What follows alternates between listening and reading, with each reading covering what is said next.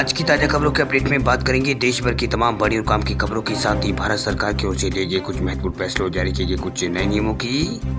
इसके अलावा जनधन खाताधारकों के लिए आज एक बड़ी खुशखबरी निकल कर सामने बताएंगे आपको आगे इस अपडेट में। साथ ही एलपीजी गैस सिलेंडर के दामों में हुआ है इतने रुपए का इजाफा, कि कितना हुआ इजाफा बताएंगे आपको आगे इस अपडेट में। साथ ही इकोनॉमी के मोर्चे पर भारत की अच्छी खबर, लगातार दूसरे महीने जीएसटी कलेक्शन रहा 1 लाख करोड़ रुपए पार।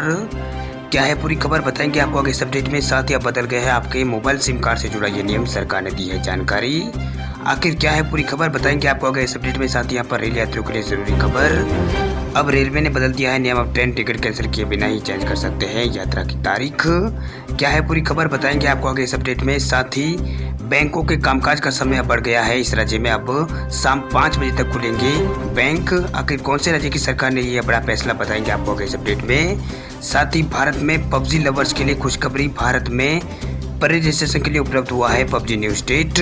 क्या है पूरी खबर बताएंगे आपको आगे इस अपडेट में। साथ ही यहाँ पर कोरोना कर्फ्यू और लॉकडाउन से जुड़ी कुछ महत्वपूर्ण बड़ी खबरें हैं, बताएंगे एक एक करके इस अपडेट में। साथ ही आज की तमाम बड़ी और काम की खबरों की बात करेंगे इस अपडेट में। अब बात करते हैं आज की पहली बड़ी खबर की, तो गैस सिलेंडर के रेट में फिर हुआ है 25 रुपए का इजाफा, 15 दिनों में 50 रुपए महंगा हुआ है घरेलू गैस सिलेंडर।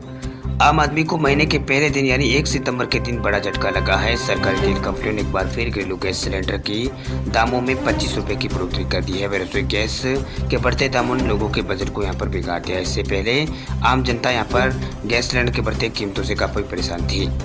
वही मात्र 15 दिन में ही गैर सब्सिडी वाले एलपीजी सिलेंडर के दाम 50 रुपए बढ़ा दिए गए हैं। आपको बता दें कि बिना सब्सिडी वाले 14 किलो और 200 ग्राम वाले गैस सिलेंडर की कीमत में 25 रुपए की बढ़ोतरी हुई है। वही 19 किलोग्राम वाले कमर्शियल सिलेंडर के दामों में 75 रुपए का इजाफा हुआ है। इस बढ़ोतरी के बाद दिल्ली में 14 किलो 200 ग्राम वाले एलपीजी सिलेंडर की कीमत 884 रुपए हो गई है, जबकि इससे पहले 859 रुपए थी।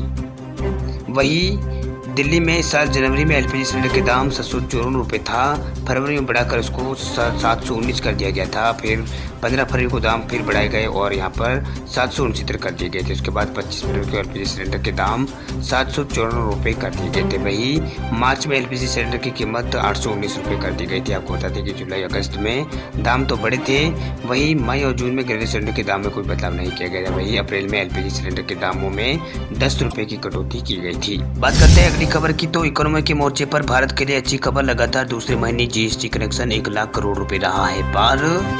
वित्त मंत्रालय की तरफ से बुधवार को जारी किए गए आंकड़ों के अनुसार अगस्त में जीएसटी कलेक्शन एक बार फिर 1 लाख करोड़ रुपए से ज्यादा रहा है। अगस्त 2021 में सरकार का जीएसटी कलेक्शन 1,12,000 यहाँ पर हजार करोड़ रुपए यहाँ पर रहा है। ये लगातार दूसरा महीना है जब जीएसटी कलेक्शन 1 लाख करोड़ रुपए से ज्यादा रहा है।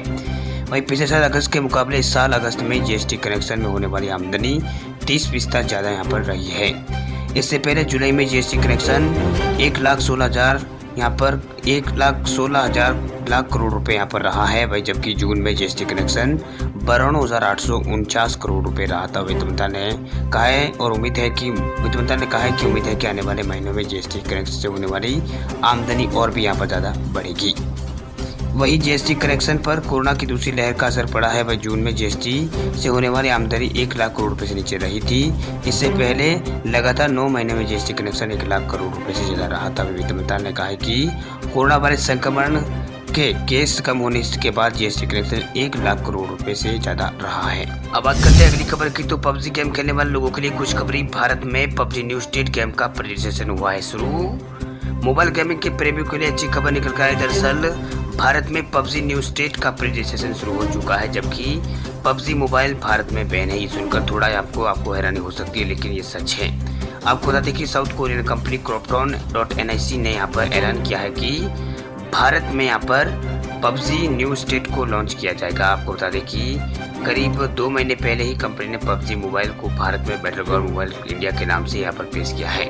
वह पबजी न्यू स्टेट का एक नया गेम है जिसे कंपनी पहले ही यहाँ पर डेवलप कर रही है। ये गेम पबजी मोबाइल और बैटलग्राउंड मोबाइल से काफ़ी अलग होगा। वही गूगल प्ले स्टोर और एप्पल ऐप स्टोर से पबजी न्यू स्टेट के लिए रजिस्ट्रेशन कराया जा सकता है। हालांकि कंपनी ने ये नहीं बताया कि गेम लॉन्च कब होगा और लोगों के खेलने के लिए कब तक यहाँ पर ये गेम मिलेगा। वही क्रॉपटॉन के अनुसार ये गेम इसी साल लॉन्च किया जाएगा। वही कंपनी ने कहा है कि भारत में काफ़ी इसके फैंस हैं और उनको उनके उत्साह को देखते हुए ये तय किया गया है कि ये भी यहाँ पर पबजी न्यू स्टेट भारत में लॉन्च किया जाएगा। इस गेम को क्रॉपटॉन के पबजी स्टूडियो की तरफ से यहाँ पर डेवलप किया गया है। इसी की तरफ से यहाँ पर कई battle royal games, PUBG battle grounds और पबजी न्यू स्टेट बनाए गए हैं।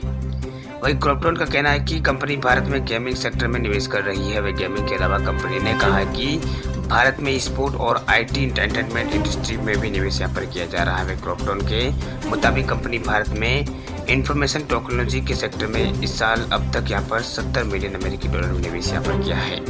अब बात करते हैं अगली खबर की। तो पंजाब नेशनल बैंक खाताधारकों को मिली खुशखबरी, पीएनबी ग्राहकों को मिलेगा बड़ा फायदा, बैंक ने किया है बड़ा ऐलान।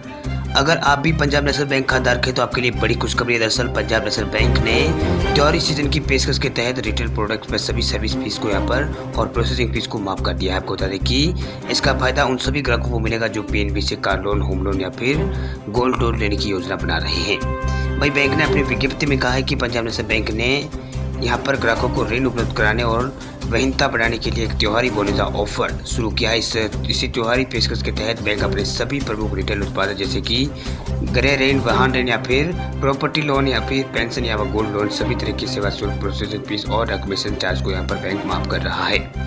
आपको बता दें कि पंजाब नेशनल बैंक अब होम लोन पर 6.8% और कार लोन पर 7.15% की दर से यहाँ पर ब्याज पेशकश कर रहा है। वही बैंक जन सामान्य को 8.95% की ब्याज दर पर पर्सनल लोन उपलब्ध करा रहा है। चलिए बात करते हैं अगली खबर की। तो बदल गया है आपके मोबाइल सिम कार्ड से जुड़ा ये नियम, सरकार ने दी है जानकारी। अब मिलेगी आपको ये खास सुविधा। ऑनलाइन के इस दौर में अब अधिकतर काम घर बैठे यहाँ पर फोन के जरिए हो रहे हैं। बैंकिंग व्यवस्था में अकाउंट खोलने से लेकर पैसे ट्रांसफर करने तक के सभी काम घर बैठे किए जा सकते हैं। वे सरकारी डॉक्यूमेंट्स बनवाने से लेकर उनमें बदलाव भी घर बैठे हो रहा है। अब सरकार इसे ऑनलाइन व्यवस्था को एक और कदम यहाँ पर सरकार ने बढ़ा दिया है। दरअसल सिम कार्ड की केवाईसी के लिए सिम प्रोवाइडर के स्टोर पर जाने पहले आपको पड़ता था और केवाईसी प्रक्रिया को पूरा करना होता था, लेकिन अब ये काम भी आप घर बैठे कर सकेंगे। वही घर बैठे सेल्फ केवाईसी करवाने के लिए भारत सरकार ने नए दिशा निर्देश यहाँ पर जारी किए हैं। ऐसे में अगर आप नया सिम कार्ड खरीदना चाहते हैं तो आपको स्टोर पर जाने की अब ज़रूरत नहीं है। आप खुद ही अपने सिम की केवाईसी यहाँ पर कर सकेंगे। ये यहाँ पर सरकार की ओर से इसे नई सुविधा यहाँ पर शुरू की गई है। जब आपको सिम खरीदनी होती है तो आपको स्टोर पर जाकर उसकी केवाईसी करानी पड़ती है, लेकिन अब खुद ही अपने सिम की केवाईसी आप कर सकेंगे और आपका जो स्टोर में जाने का समय है वो भी यहाँ पर कम होगा, मतलब आपका ये समय बच जाएगा। दरअसल अब घर बैठे ही सिम डिलीवर आपको हो जाएगी। इसके बाद आप खुद ही यहाँ पर सिम की केवाईसी कर सकेंगे। इसके लिए डिपार्टमेंट ऑफ टेलीकम्युनिकेशंस ने सेल्फ केवाईसी के लिए दिशा निर्देश यहाँ पर जारी कर दिया है। वह सरकार की ओर से निजी और आउट स्टेशन कैटेगरी के ग्राहकों के लिए नए कनेक्शन को लेकर ये नियम जारी किए गए हैं। करते अगली खबर की। तो बंगाल सरकार ने बैंकों के कामकाज का समय बढ़ाने का किया है ऐलान। अब शाम 5 बजे तक बंगाल में मिलेगी आपको बैंकिंग सुविधाएं।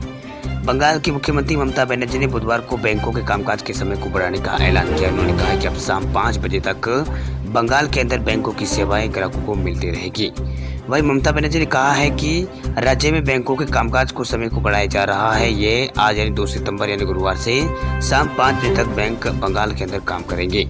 वही बैंकों का कामकाज का समय बढ़ने से यहाँ पर आम लोगों को सहूलियत यहाँ पर मिलेगी, उन्हें ज़्यादा सेवाएं अब मिल सकेंगी। आपको बता दें कि कोरोना महामारी के चलते पिछले साल से ही राज्य में बैंकों का कामकाज सुबह 10 बजे से दोपहर 12 बजे तक का यहाँ पर कहीं दोपहर 12 तक 2 बजे तक यहाँ पर चल रहा था। वहीं ममता बनर्जी ने कहा है कि सामाजिक सुरक्षा योजना में नंबर 1 बंगाल रहने के साथ साथ अब बंगाल उद्योग और निवेश के मामले में नंबर 1 होगा। चलिए बात करते हैं अगली खबर की। तो छत्तीसगढ़ में आज यानी गुरुवार से खुलेंगे सभी स्कूल। इन नियमों का करना होगा पालन।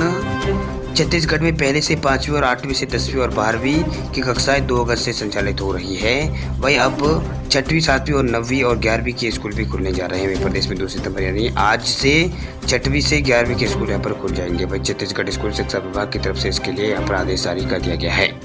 हालांकि स्कूलों को खोलने को लेकर कुछ नियम भी यहाँ पर स्कूल शिक्षा विभाग की ओर से बनाए गए हैं, जिन्हें फॉलो करना जरूरी होगा। भाई 6वीं से लगाकर 11वीं के स्कूलों को उन्हीं यहाँ पर जिलों में खोला जाएगा जिनमें कोरोना पॉजिटिव दर 7 दिनों में 1% से कम हो। इसके अलावा स्कूल 50% क्षमता के साथ यहाँ पर खुलेंगे, यानी 50% उपस्थिति के साथ यहाँ पर खुल जाएंगे। वही विद्यार्थियों को कक्षा में 1 दिवस के अंतराल यहाँ पर बुलाया जाएगा, यानी 1 दिन के अंतराल पर यहाँ पर बुलाया जाएगा, यानी प्रतिदिन केवल आधी संख्या में ही विद्यार्थी क्लास में पहुँचेंगे। वहीं जिन जिलों में कोविड पॉजिटिविटी दर 7% से यहाँ पर कम हो, वहीं किसी भी विद्यार्थी को यदि यहाँ पर सर्दी, खांसी या फिर बुखार आदि हो तो उसे कक्षा में नहीं बिठाया जाए। वहीं क्लासों में 50% छात्रों की उपस्थिति रहेगी। वे किसी भी विद्यार्थी के लिए उपस्थिति अनिवार्य नहीं होगी। वह स्कूल आने के लिए अभिभावकों की सहमति जरूरी यहाँ पर लेना होगी। अब बात करते हैं अगली खबर की। तो एसबीआई की शानदार सौगात, बैंक अपने कस्टमर्स को घर भेजेगा 20,000 रुपए कैश। देश के सबसे बड़े सरकारी बैंक स्टेट बैंक के ग्राहकों के लिए अच्छी खबर है। दरअसल स्टेट बैंक के ग्राहकों के लिए यहाँ पर बैंक ने अपनी एक नई सुविधा यहाँ पर शुरू की है, जिसका नाम है डोर स्टेप बैंकिंग। इसी क्रम में बैंक ने अपने ग्राहकों के लिए एक सुविधा यहाँ पर डोर स्टेप बैंकिंग को यहाँ पर शुरू किया है। इसके तहत आपको कैश निकालने के लेकर पे ऑर्डर और नया चेकबुक संबंधित कई तरह की सुविधा इसमें आपको मिलेगी। वहीं एसबीआई ने अपने ऑफिशियल ट्विटर हैंडल पर जानकारी देते हुए लिखा है कि आपका बैंक आपके दरवाजे पर है। वह डोर स्टेप बैंकिंग के लिए आज ही रजिस्टर करें। इसके लिए लिंक भी यहाँ पर बैंक ने दिया है। वहीं डोर स्टेप बैंकिंग के फीचर्स के बारे में अगर बात करें तो डोर स्टेप बैंकिंग के लिए आपको होम ब्रांच में रजिस्ट्रेशन करना होगा। वही कॉन्टैक्ट सेंटर पर यहाँ पर सुविधा पूरी तरह से होम ब्रांच में ही आपके लिए इस सुविधा के लिए आपको होम ब्रांच में ही आवेदन करना होगा। वही पैसे जमा कराने और निकालने दोनों की अधिकतम सीमा 20,000 रुपये रोजाना है। वही सभी फाइनेंशियल ट्रांजैक्शन के लिए सर्विस चार्ज 60 रुपये प्लस जीएसटी, जब बाकी फाइनेंशियल ट्रांजैक्शन के लिए 100 रुपये प्रति जीएसटी यहाँ पर दिया गया है। पैसे निकालने के लिए चेक के साथ, विड्रॉल फॉर्म के साथ पासबुक भी यहाँ पर आपके पास जरूरी होगी। अब बात करते हैं अगली खबर की। तो भारत में कोरोना दे रहा है तीसरी लहर की चेतावनी, 24 घंटों में आए हैं 41,000 से अधिक नए केस। केरल में कोरोना के मामलों की बढ़ती संख्या को देखते हुए तीसरी लहर की चेतावनी सच साबित होने लगी है। हर दिन कोरोना का बढ़ता ग्राफ अब देश में चिंता यहाँ पर बढ़ाने लगा है। वहीं पिछले 24 घंटों की बात करें तो केरला में पिछले 24 घंटों में संक्रमण के 30,000 से ज्यादा नए मामले सामने आए हैं। वहीं स्वास्थ्य मंत्रालय के मुताबिक पिछले 24 घंटों में देश में कोरोना संक्रमण के 41,965 नए केस सामने आए हैं, जबकि इस दौरान 460 लोगों की मौत हुई है। वहीं कोरोना के मरीज मिलने के बाद अब देश में कुल संक्रमितों की संख्या 3,28,10,845 हो गई है। वहीं देश में अब कोरोना के 3,78,181 एक्टिव केस है, जबकि 3,19,93,000 लोग ठीक हो चुके हैं। वहीं अब 4,39,000 से अधिक लोगों की मौत हो चुकी है। देश में अब 65 करोड़ से अधिक लोगों को कोरोना वैक्सीन लगाई जा चुकी है। पिछले 24 घंटों में भारत के अंदर 1,33,00,000 से ज्यादा लोगों को कोरोना वैक्सीन लगाई गई है। विश्व में ये सबसे बड़ा रिकॉर्ड है। अब तक का भारत का भी सबसे बड़ा कोरोना वैक्सीनेशन का रिकॉर्ड है। वहीं केरल में पिछले 24 घंटों में 30,000 से ज्यादा नए मामले सामने आए हैं। वहीं संक्रमितों की कुल संख्या यहाँ पर 40 लाख पार हो चुकी है। 115 लोगों की मौत हुई है। मृतकों की संख्या यहाँ पर 20,000 से पार यहाँ पर पहुंच चुकी है केरला के अंदर। वहीं महाराष्ट्र में पिछले 24 घंटों में 4,000 से ज्यादा नए केस यहाँ पर सामने आए हैं। इसके अलावा गुजरात में 12 नए केस पिछले 24 घंटों में मिले हैं। अब बात करते हैं अगली खबर की। तो बिहार के यात्रियों को रेलवे की बड़ी सौगात, त्योहारों से पहले शुरू हुई है 28 जोड़ी ट्रेनें। देश में कोरोना वायरस की दूसरी लहर कम होने के बाद रेलवे ट्रेनों की संख्या लगातार बढ़ा रहा है। वही देश के हर कोने में ट्रेनों का संचालन बढ़ाया जा रहा है। वही यात्रियों की सुविधाओं का ख्याल रखते हुए भारतीय रेलवे ने बिहार को देश के अन्य हिस्सों से जोड़ने के लिए 28 जोड़ी ट्रेन चलाने का फैसला यहाँ पर किया है। वही बिहार से चलने वाली ये ट्रेनें आरक्षित होगी। वही कोरोना के बीच ये सभी ट्रेनें चलाई जाएगी। इसके लिए यहाँ पर यात्रियों को एहतियाती तौर पर यहाँ पर कोरोना प्रोटोकॉल का पालन यहाँ पर करना होगा। वही देश में कोरोना संक्रमण की तीसरी लहर की आशंका बनी हुई है। संभावना ये जताई जा रही है कि अक्टूबर में तीसरी लहर आ सकती है। वही मेडिकल एक्सपर्ट्स के बारे में यहाँ पर इस बारे में आगाह भी कर रहे हैं। इसे देखते हुए भारतीय रेलवे ट्रेनों का संचालन के साथ साथ एहतियात का पूरा ध्यान यहाँ पर रख रहा है। वही ट्रेनों में सीटों का आवंटन इसी हिसाब से यहाँ पर किया जा रहा है। वही यात्रियों के बीच सामाजिक दूरी कायम रहे, वही सैनिटाइजेशन का पूरा ख्याल रखा जा रहा है। अब बात करते हैं अगली खबर की। तो जनधन खाताधारकों के लिए बड़ी खुशखबरी, मोदी सरकार जल्द कर सकती है जनधन खाताधारकों के लिए बड़ा ऐलान। जनधन खाताधारकों को सरकार की तरफ से बड़ा तोहफा मिल सकता है। केंद्र की मोदी सरकार बहुत जल्द जनधन खाताधारकों के लिए नई सुविधा सेवा यहाँ पर शुरू कर सकती है। दरअसल प्रधानमंत्री जनधन योजना के सभी खाताधारकों को जीवन बीमा और दुर्घटना कवर का लाभ मिल सकता है। वही सरकार प्रधानमंत्री जीवन ज्योति बीमा योजना और प्रधानमंत्री सुरक्षा बीमा योजना के तहत बीमा कवर देने का विचार यहाँ पर जनधन खाताधारकों को कर रही है।